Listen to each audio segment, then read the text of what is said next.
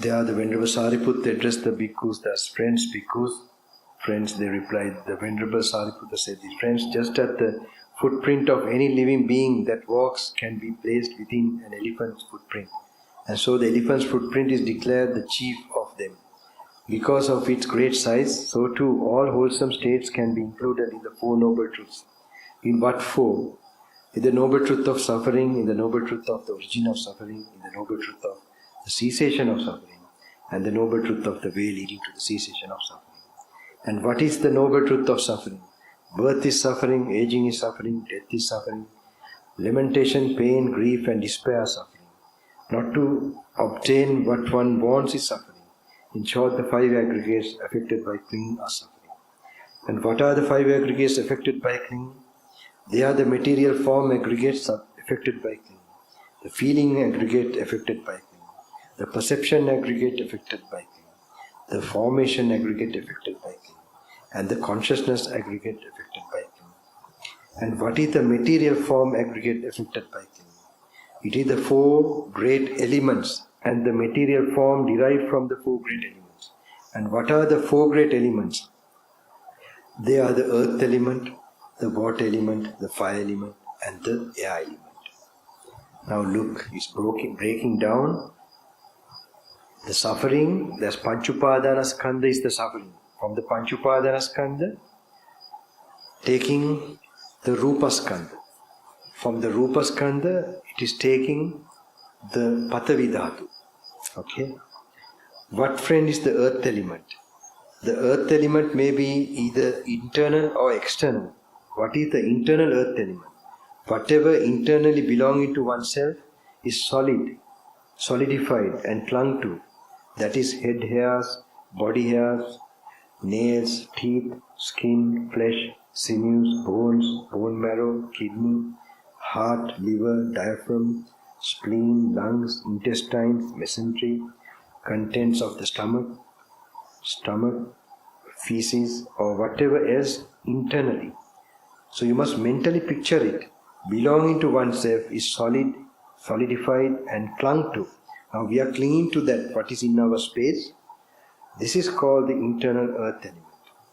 Now both the internal earth element and the external earth element are simply earth element. Now this is where you are doing vipassana. You are seeing the internal earth element, what is predominantly there, the body hair, your teeth, your bones, and what is outside, which has the hard nature. Like this mic or the chair, as nature-wise, it is the same. Now both the internal earth element and the external earth element are simply earth element. Simply earth element. And that should be seen as it actually is with proper wisdom thus. This is not mine. This I am not. Now to get anatta sanya, this is the reality. This is how it actually is. This is how mentally you must get that anatta sanya. If you are properly doing this thing, like Bhante was telling, whether it's inside or outside, there's no difference. That awareness will come. At least a little bit. This is the time, this is the place where you're developing that awareness, and more you practice that, it increases. Like any other kind of awareness, practice makes it perfect. This is not me, this is I am not, this is not myself. Now both the internal earth element and the external earth element are simply the earth element. And that should be seen as it actually is with proper wisdom thus. This is not mine. This I am not. This is not myself. So you must immediately see inside your stomach may be the excrement and bones, ribs, kidney, liver. These have the hard nature more, and the hard nature which is there in outer objects, that is also just the nature of hardness.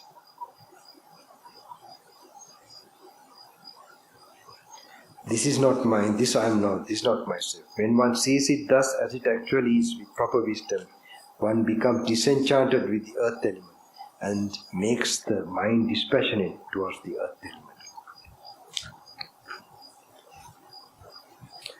Now there comes a time when the water element is disturbed and then the external earth element vanishes. When even the external earth element, great as it is seen to be impermanent, subject to destruction, disappearance and change. Like floods, when you see the water covering the earth. Disappearance and change. What of this body which is clung to by craving and lust? So the earth, hard nature within us is so small. But you just think how much even this big earth gets covered by water, even by floods and so on. How much impermanent, even if this big earth is, how much impermanent it should be. This small part of hardness in us. It's a very nice sutta, When even this external earth element, great as it is seen to be impermanent, subject to destruction, disappearance and change. What of this body which is clung to by craving and lasts by a while? There can be no considering that as I or mine or I am. So then if others abuse, revile, scold and harass a bhikkhu who has seen this element as it actually is, he understands thus. This painful feeling born of ear contact has arisen in me. That is dependent, not independent. Dependent on what? Dependent on contact. Then he sees that contact is impermanent. That feeling is impermanent. That perception is impermanent. That formations are impermanent. And that consciousness is impermanent. And his mind, having made an element its object, support, enters into the new objective support and acquires confidence, steadiness and resolution.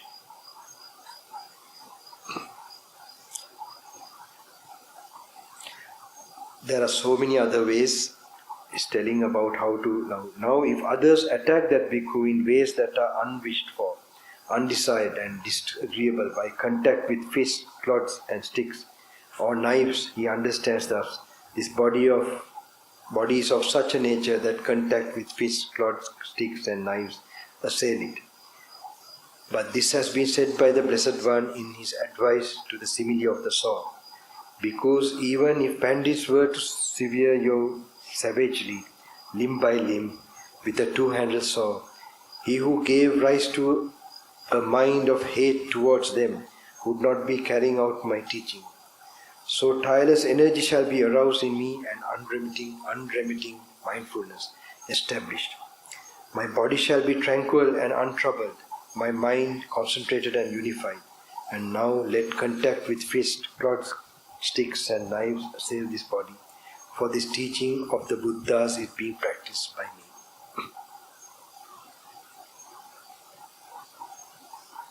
So it is telling so many types of practice with metta and then also Buddhanusati, next one. When that bhikkhu thus recollects the Buddha, Dhamma and the Sangha, if equanimity supported by the wholesome does not become established in him, then he arouses a sense of urgency thus.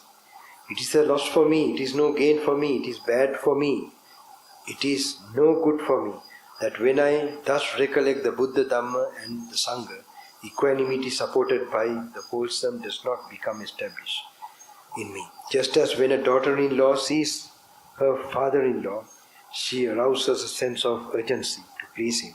So too, when that bhikkhu that thus recollects the Buddha, the Dhamma and the Sangha, if equanimity supported by the wholesome does not become established in him, then he arouses a sense of urgency.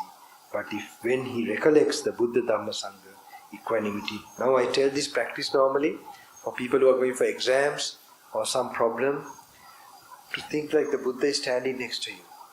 That like when I was, had no pindapata and walking, that can be taken as an immediate way of contemplating. Suddenly it should bring you. Then you should be happy. When you recall the Buddha, your mind gets into equanimity.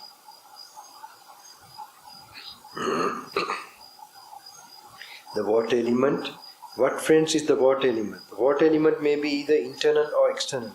What is the internal water element? Whatever internal belonging to oneself is water, watery and clung to, that is bile, phlegm. Now you can slowly think about it. Phlegm, pus, blood, sweat, fat, tears, grease, spittle, snot, oil of the joints, urine, or whatever else internally belong to oneself is water, watery and clung to. This is called the internal water element. Now both the internal water element and the external water element are simply water element. And that should be seen as it actually is with proper wisdom thus. Now when you are reading this, you might have blood in your brain, inside your skull. That is watery nature. That watery nature, or the water emanating in the tap or a river, is same. And when you do like that, you must mentally able to visualize picture. Though it's inside in this space, you feel it's me. But when you look like that,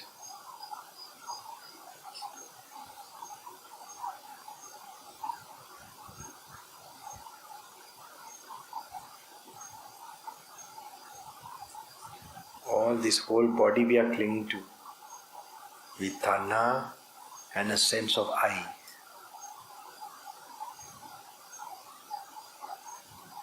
When you dissect like this, with your mental awareness,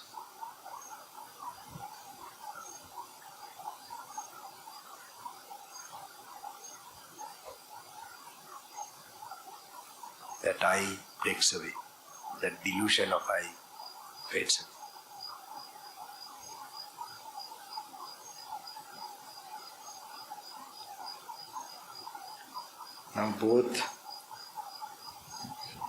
Now both the internal water element and the external water element are simply water element. And that should be seen as it actually is with proper wisdom thus. This is not mine, this I am not, this is not myself. When one sees it thus as it actually is with proper wisdom, one becomes disenchanted with the water element and makes the mind dispassionate towards the water element. Now there comes a time when the external water element is disturbed. It carries away villages, towns, cities, districts and countries. There comes a time when the water in the great ocean sink down 100 leagues, 200 leagues, 300 leagues, 400 leagues, 500 leagues, 600 leagues, 700 leagues. There comes a time when the water in the great ocean stands 7 palms deep, 6 palms deep, 2 palms deep, only a palm deep. There comes a time when the waters in the great ocean stand 7 fathoms deep, 6 fathoms deep, 2 fathoms deep, only a fathom deep. There comes a time when the water in the great ocean stands half a fathom deep, only a waist deep, only a knee deep, only ankle deep. There comes a time when the water in the great ocean are not enough to wet even the joint of a finger.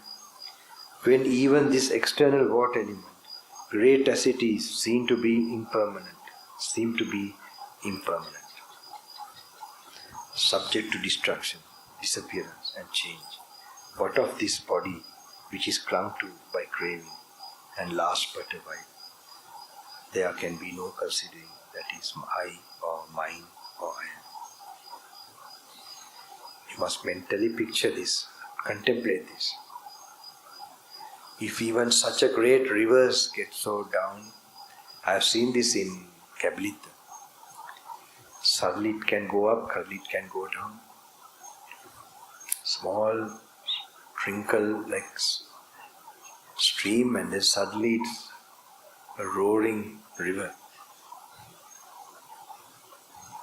When such a big ocean-like thing also can go down one day, what to say of this, the blood inside us, phlegm, the watery small little nature that is within us.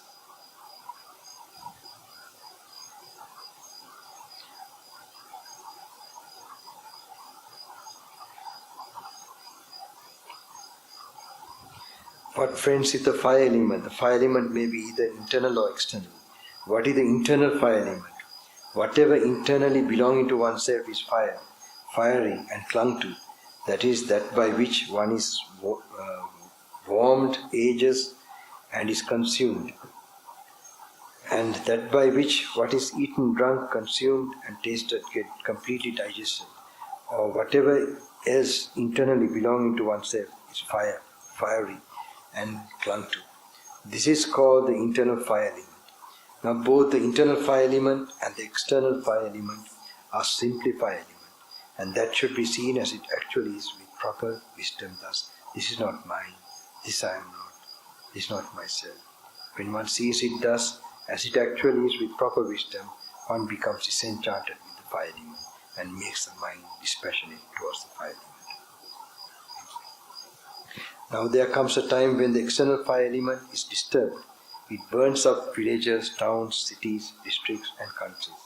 It goes out due to lack of fuel. Only when it comes to green grass or to a road or to a rock or to a water or to fair open space, there comes a time when they seek to make a fire even with a cock's feather or a height pairing. When even this external fire element, great as it is seen to be impermanent, subject to destruction, disappearance and change. What of this body which is clung to by craving and last but a while? There can be considering that I or mine. There can be no considering that as I or mine or I am. What friends is the air element? The air element may be either internal or external. What is the internal air element? Whatever internally belonging to oneself is air, airy and clung to. That is, upgoing winds, downgoing winds, winds in the belly, winds in the bowel, winds that course through the limbs, in-breath and out-breath, or whatever is internally belonging to oneself is air, airy and clung to. This is called the internal air element. Now both the internal air element and the external air element are simply air element, and that should be seen as it actually is. The wind blowing outside or the inhale and exhale you are making, which is going in the lungs, is simply the air elements, and that should be seen as it actually is with proper wisdom. This is not mine, this I am not, this is not myself. When one sees it thus as it actually is with proper wisdom, one becomes disenchanted with the air. Now look at urine also, you have it here. You feel the sense of I, but when it goes into the toilet and falls into it, it mixes with the water in the, So even when you are going to toilet, any moment you must try to observe this. How, if you are observing, you will notice that there is no person. It's only the same thing. Just it's like creating in the mind because it's in this space and you are clinging to it. That this is me, this is I.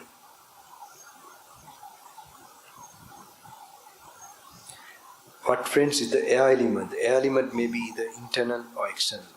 What is the internal air element? Whatever internally belonging to oneself is air, airy and clung to. That is upgoing winds, downgoing winds, winds in the belly, winds in the bowel, winds in the... So we have read this, right? Now there comes a time when the external air element is disturbed. It sweeps away like a cyclone, sweeps away villages, towns, cities, districts and countries. There comes a time in the last month of the hot season when they seek wind by means of a fan or billows, and even the strands of straw in the drip fringe of the thatch do not stir. When even this external air element, great as it is seen to be impermanent, subject to destruction, disappearance and change. What of this body, which is clung to by craving and lasts but a while? There can be no considering that is I or mine or I am.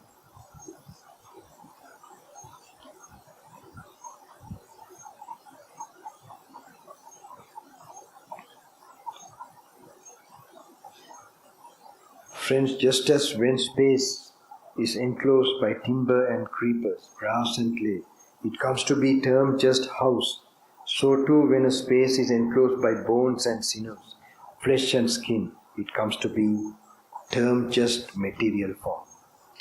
If, friends, internally the eye is intact but no external forms come into its range, and there is no corresponding conscious engagement. Now this is the one, this has been taken from here. What we read before, how consciousness comes by condition.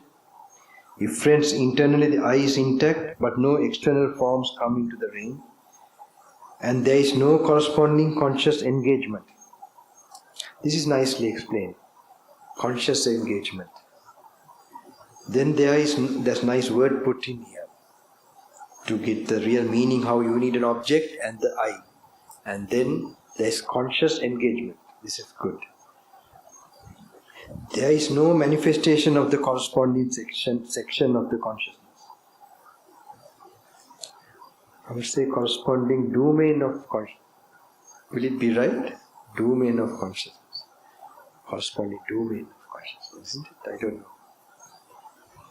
If internally the eye is intact and external forms come into this range, but there is no corresponding conscious engagement, then there is no manifestation of the corresponding section of consciousness. But when internally the eye is intact and the external forms come into its range, and there is the corresponding conscious engagement, then there is the manifestation of corresponding section of consciousness. The material form in what has thus come to be is included in the material form aggregate, affected by clinging. The feeling in what has thus come to be is included in the feeling aggregate, affected by clinging. The perception in what has thus come to be is included in the perception aggregate, affected by clinging. The formations in what has thus come to be is included in the formations aggregate, affected by clinging. The consciousness in what has thus come to be is included in the consciousness aggregate, affected by clinging. He understands thus, this indeed is how there comes to be the inclusion, gathering and amazing of things into these five aggregates affected by clinging. Now this has been said by the Blessed One. One who sees Dhamma, one who sees dependent origination, sees the Dhamma. One who sees the Dhamma sees dependent origination. And these five aggregates affected by clinging are dependently arising. The desire, indulgence, inclination and holding based on these five aggregates affected by clinging is the origin of suffering. The removal of desire and lust, the abandonment of desire and lust for these five aggregates affected by clinging is the cessation of suffering. At that point too, friends, much has been done by that bhikkhu.